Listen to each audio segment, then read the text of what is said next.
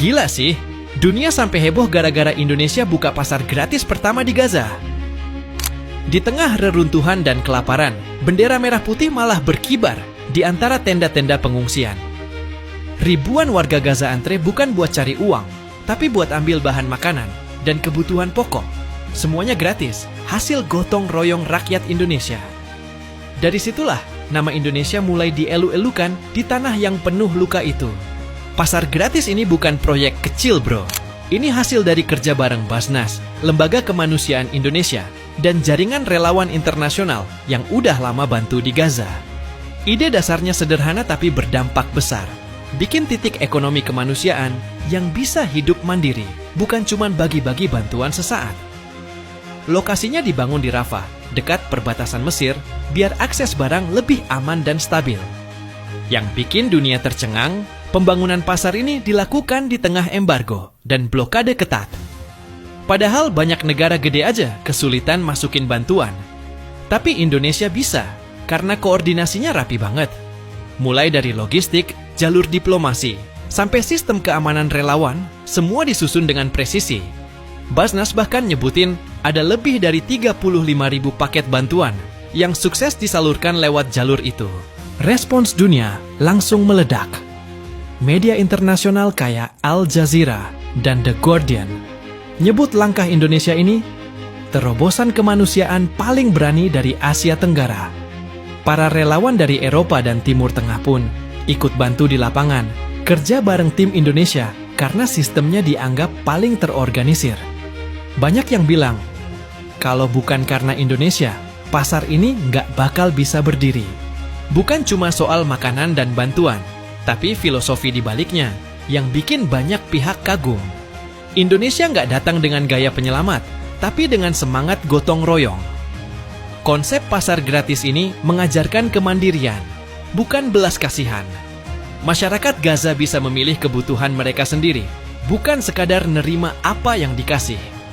Dan di situ, nilai kemanusiaan Indonesia terasa banget. Bantu tanpa pamrih, tapi berkelas di mata dunia. Tanggal 14 Oktober 2025 jadi momen bersejarah. Truk-truk bantuan berlogo Garuda akhirnya menembus perbatasan Rafah dan membuka pasar gratis pertama di Gaza. Di tengah reruntuhan bangunan, tenda besar bertuliskan Pasar Indonesia berdiri tegak. Warga Gaza datang berduyun-duyun bukan untuk menerima sedekah, tapi memilih sendiri kebutuhan pokok mereka. Mulai dari tepung, beras, susu anak, hingga obat-obatan, semuanya gratis. Yang bikin takjub, sistem pasarnya beneran rapi kayak minimarket. Ada barcode, sistem antre, dan distribusi per keluarga biar adil. Tim Basnas bareng relawan dunia kerja siang malam, nyusun rak, ngatur stok, dan jaga keamanan dari ancaman konflik di sekitar. Media internasional langsung ramai liput. Reuters bahkan menyebut, pasar gratis ini jadi simbol baru solidaritas Asia untuk Palestina. Di hari pembukaan, relawan dari lebih 20 negara ikut bantu. Ada dokter dari Turki, sukarelawan dari Jerman, dan aktivis kemanusiaan dari Mesir yang rela nginep di pos Indonesia. Mereka kagum karena semua proses berjalan disiplin tanpa rebutan. Bahkan, warga lokal sampai bikin mural kecil bertuliskan, "Terima kasih Indonesia, kalian hadir tanpa syarat." Itu bukan sekadar pujian, tapi pengakuan. Tak lama setelah pasar beroperasi, langkah Indonesia langsung memicu gelombang bantuan tambahan dari berbagai lembaga dunia. UNICEF, WHO, dan organisasi Timur Tengah lainnya mulai menyalurkan bantuan lewat jalur Indonesia karena dinilai paling aman dan cepat. Dunia akhirnya sadar, Indonesia bukan cuma pengirim bantuan, tapi penggerak solidaritas global di Gaza. Negara yang beneran turun tangan, bukan cuma bicara di podium. Langkah Indonesia di Gaza bukan cuma soal kemanusiaan, ini juga strategi geopolitik kelas tinggi.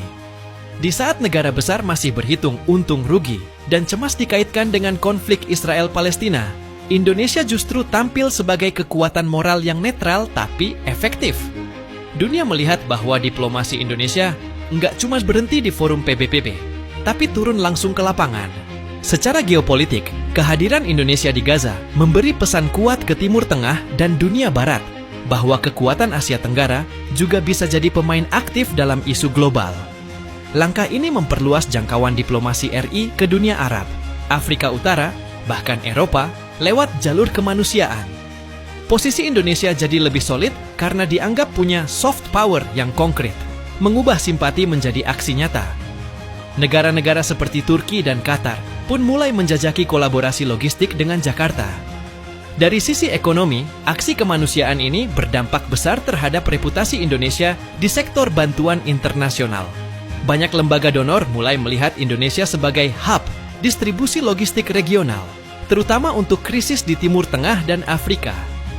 Artinya, ke depan Indonesia bisa mengelola lebih banyak dana kemanusiaan internasional, sekaligus memperluas sektor industri bantuan dan supply chain nasional, mulai dari logistik, manufaktur kemasan, hingga transportasi udara. Bagi Indonesia sendiri, kepercayaan internasional ini membuka peluang besar di ranah politik luar negeri dan ekonomi kemanusiaan. Banyak organisasi dunia kini menyalurkan dana bantuan lewat lembaga-lembaga Indonesia karena dinilai transparan dan efektif. Ini berdampak langsung pada sektor logistik nasional, industri pengemasan, serta transportasi udara yang semakin dilibatkan dalam distribusi global. Kedepan, posisi Indonesia di panggung kemanusiaan global bakal makin strategis. Dengan pengalaman lapangan di Gaza, Indonesia berpotensi jadi hub distribusi bantuan internasional untuk kawasan Timur Tengah. Banyak lembaga global seperti WHO dan UNHCR mulai menjajaki kerja sama jangka panjang dengan lembaga kemanusiaan Indonesia. Kalau langkah ini konsisten, Indonesia bisa jadi negara Asia Tenggara pertama yang punya peran permanen dalam sistem kemanusiaan global. Dari sisi ekonomi, keberhasilan operasi bantuan di Gaza juga membuka peluang baru bagi sektor logistik dan filantropi nasional. Industri pengiriman barang, penerbangan kargo, hingga produksi bahan pangan siap saji akan berkembang pesat karena tingginya permintaan dari lembaga kemanusiaan internasional. Ini bisa menciptakan ribuan lapangan kerja baru dan memperkuat ekonomi domestik berbasis solidaritas. Jadi, kalau lo bangga jadi bagian dari Indonesia yang benar-benar hadir untuk kemanusiaan, jangan cuma diam. Sebarkan cerita ini, dukung gerakannya, dan tunjukkan ke dunia bahwa Indonesia bukan cuma negara besar di peta, tapi juga besar di hati. Karena di tengah dunia yang makin dingin, Indonesia adalah kehangatan yang masih nyata.